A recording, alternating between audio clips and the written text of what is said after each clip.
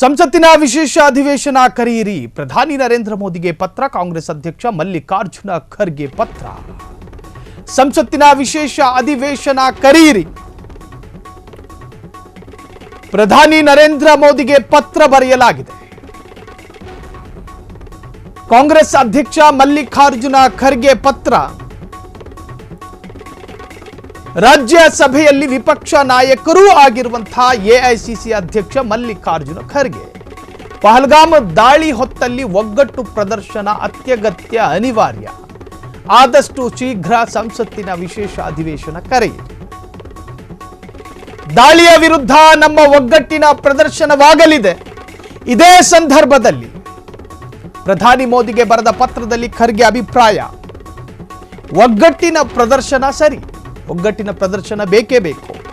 ರಿಲಿಜಿಯಸ್ಸು ರಿಜಿನಲ್ಲು ಎಲ್ಲವನ್ನೂ ತೊರೆದು, ಧರ್ಮ ಜಾತಿ ಪಂಕ್ತಿ ಭೇದ ಎಲ್ಲವನ್ನು ಮರೆತು, ನ್ಯಾಷನಲ್ ಸೆಕ್ಯೂರಿಟಿ ಅಂತ ಬಂದಾಗ, ದೇಶದ ಭದ್ರತೆ ಅಂತ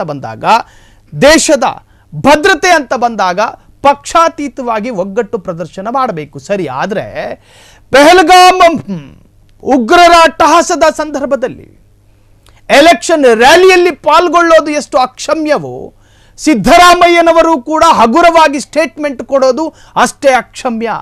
ಯುದ್ಧದ ಅವಶ್ಯಕತೆ ಇಲ್ಲ ಅಂತ ಹೇಳಿದ್ರು ನಮ್ಮ ಸಿದ್ದರಾಮಯ್ಯ ಸಾಹೇಬರು.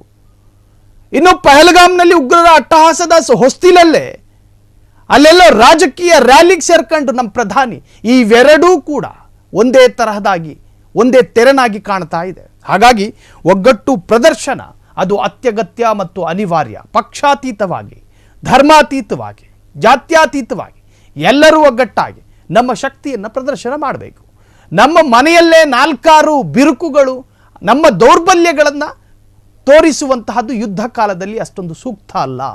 ಕಾಂಗ್ರೆಸ್ ಅಧ್ಯಕ್ಷ ಮಲ್ಲಿಕಾರ್ಜುನ ಖರ್ಗೆ ಪತ್ರ. ರಾಜ್ಯಸಭೆಯಲ್ಲಿ ವಿಪಕ್ಷ ನಾಯಕರೂ ಆಗಿರುವಂತಹ ಖರ್ಗೆ, ಪಹಲ್ಗಾಮ್ ದಾಳಿ ಹೊತ್ತಲ್ಲಿ ಒಗ್ಗಟ್ಟು ಪ್ರದರ್ಶನ ಅತ್ಯಗತ್ಯ. ಆದಷ್ಟು ಶೀಘ್ರ ಸಂಸತ್ತಿನ ವಿಶೇಷ ಅಧಿವೇಶನ ಕರೆಯಿರಿ. ದಾಳಿಯ ವಿರುದ್ಧ ನಮ್ಮ ಒಗ್ಗಟ್ಟಿನ ಪ್ರದರ್ಶನವಾಗಲಿದೆ.